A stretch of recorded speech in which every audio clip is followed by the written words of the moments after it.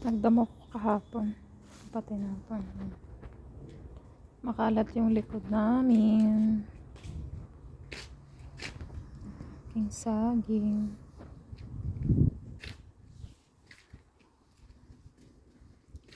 Buti nag-survive. Kala ko patay na to nung winter.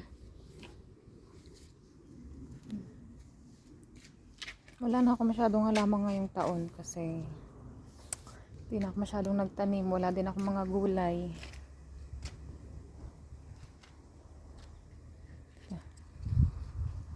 Ang aking paapoy, tinambakan ko lang din ng ang aking tanglad. Nag-umpis, binili ko lang yung ilang piraso ba yun? 4 ata, 3. Tapos yung 2 binabad ko sa tubig. So ito yun. Kasi ito yung isang puno, nilipat ko lang dyan mga ilang araw pa lang. Namatay na to nung winter. Buti nakasurvive. Ito. Kasi ito from isang puno lang dati. Tapos lumago. Ayan na. Nakapag-harvest na din ako dyan. Pang ano, laga-laga. Pang tanggal langsa.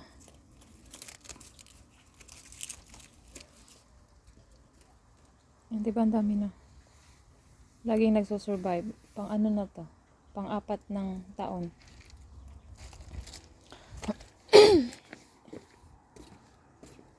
Ayan.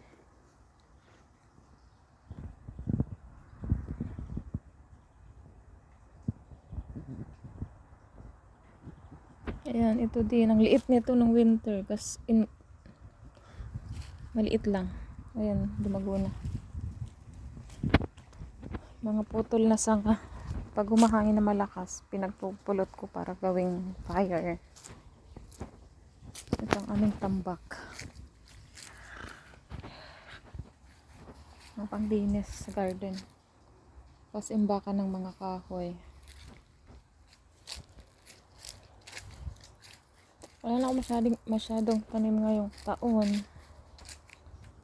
Kasi, basta. O, diba sira na din. Ano na to? 4 years na kasi yan eh. Dati din dito, meron yan yung itim. Tapos nilalagyan namin nung parang giniling na kahoy. Giniling na kahoy. Tapos ito dati wala to. Hindi na namin nalinis. Ayan. Ang aming lavender. Ito maganda to pag ano. Maganda to pag winter kasi nagpupula siya. Ayan. Hindi na ako masyadong naglinis. Tingnan nyo. Ang dami tambak. Pinutol namin mula dito. Dito yan. Tapos yan. Tapos nagkasakit din kasi ako halos 1 buwan. Kaya di ko naasikaso. Ayan. Barbecue. Ang ganda dito pag ano, pag autumn. Kasi ito lahat, iba-iba kulay. Ito talaga lagi yung pula. Kapitbahay na namin yan. Sa kabilaan dyan. So, ito. Di ba ganda? Ganda niya, di ba? Ganda talaga yan. Lalo na pag ano, autumn. Pag taglagas na. Tapos ito din. May itim sa ano corner kasi yung cover ng phone ko sira na. Ayan siya. Ayun ayun. Ano yun? Yung parang giniling na nga na ano, na kahoy. Hindi na namin ginamit. Dati talaga ang linis dito. Ayan, may mga itim pa nga eh. Ngayong taon kasi din namin. Tapos nagkasakit pa ako. Halos 1 buwan. Ayan, tapos dati may mga pailaw pa kami dyan pag gabi. Hindi na nga namin naasikaso ngayong taon, ngayong summer. Tapos dati ang dami kong bulaklak dyan. Hindi ko nataniman. Noong April, hindi na nakahabol. Ayan. Ano daw to eh? Ginkgo biloba ba? Ginkgo. Tapos yung green na yan na stick. Kasi pag winter, nilalagyan namin dyan ng net. Para yung dahon niya hindi mapunta sa fan. Fan? Ewan. Ayan. Wala masyadong tanim ngayong taon. Dati punong-puno yan ng bulaklak. Ayan. Kasi ito maganda din to pag autumn. Ito lalo na to. Diba? Ayan. Ang tsaka. Tapos ayan.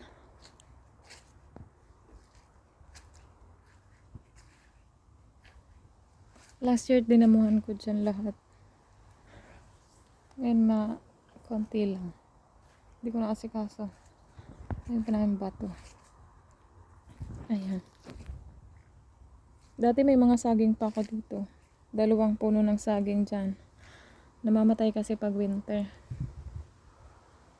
Ayan. Ayan. Pati yung display ko, diba ang gulo? Wala, tinanggalan ko ng mga orchids. Wala na ako masyadong orchids ngayon. Wala na masyado kasi 3 lang natira. Ayan. Hindi ko nadamuhan halos 1 buwan. Ayan. Mamimiss ko to. Ayan. Nagupitan ko to June? Ito. Kasi pag autumn winter, nalago sila kahit walang March, ganyan. Ganda nito pag namumulaklak. Ang dami. Ayan. Ang daming wasp. Ayan yung bulaklak niya. Tapos ang dami niyan pag mga around June, July. Ay hindi. Basta pagkatapos mamulaklak, doon namin tinitrim.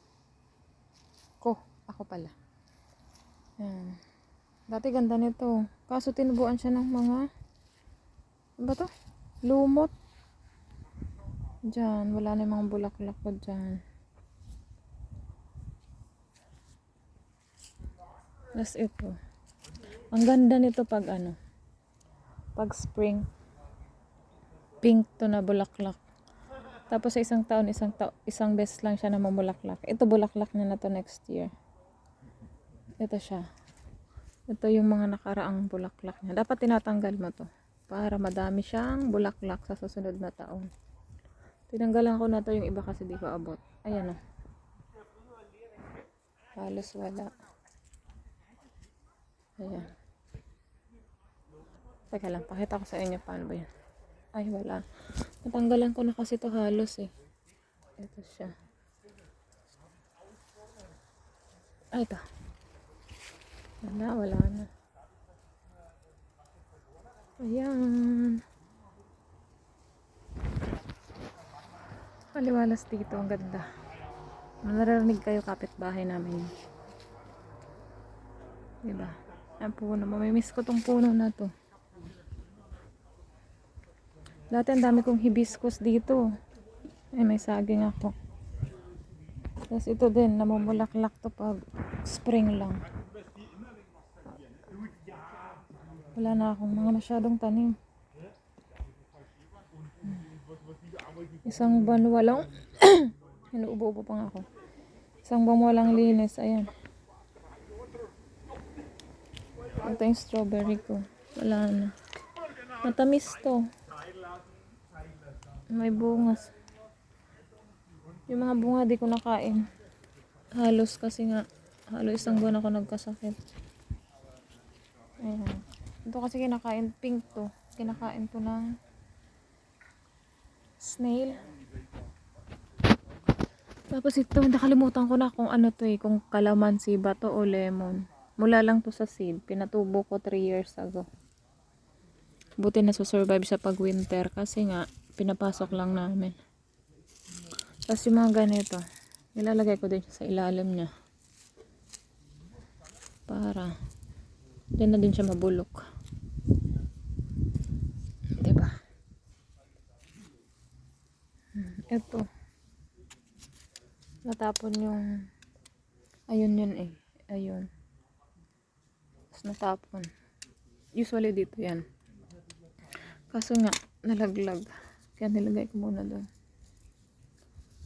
Ayan. Ang gulo. Kaya mo na. Tapos ito. Dati ko na na-replant. Pinalagyan ko lang tubig. Buti nga nabuhay pa.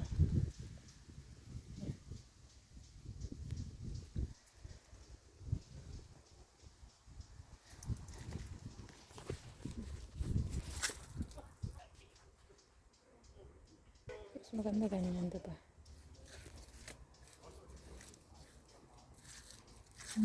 Diba?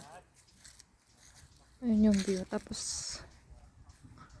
sa gitna niyan may may maliit na ilog. Ilog ba o sapa? Ilog yata. Kasi river to. Oo, river naman ang nakalagay sa Google.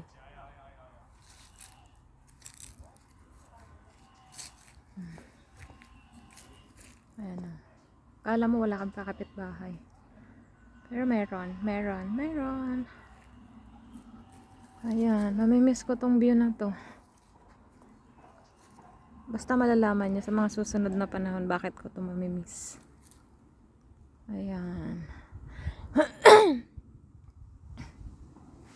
Ayan, kahapon kasi tabas-tabas nga ako ng konti-konti kasi nga ang dami na. Halos isang buwan nga akong hindi nakapag-garden. Ayan, ito yung view na mamimiss ko. Yung paghapon, ganyan. Yung mga nagpapalipad.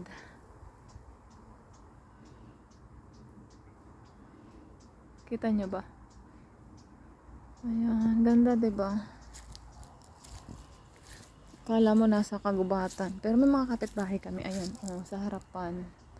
Ito yung katabi namin. Tapos yun sa across. Ano ba tawag doon? Sa kabilang street. Street ba? Basta yan. So, ang aming bahay.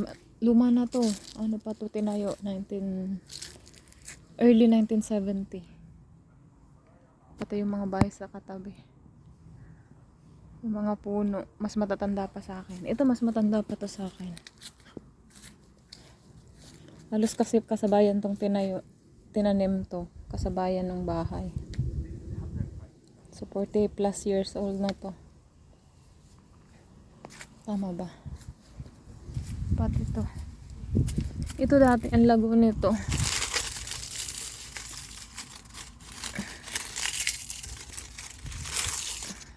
Kaso nga pag winter napapabayaan kasi nga nasa Asia kami.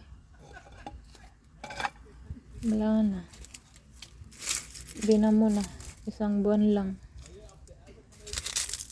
Diba? Tapos ito yung pang namin to. Doon sa fish pond. Papagod ako. Ang hirap mag-recover pag galing sa sakit. Ayan. Ayan siya.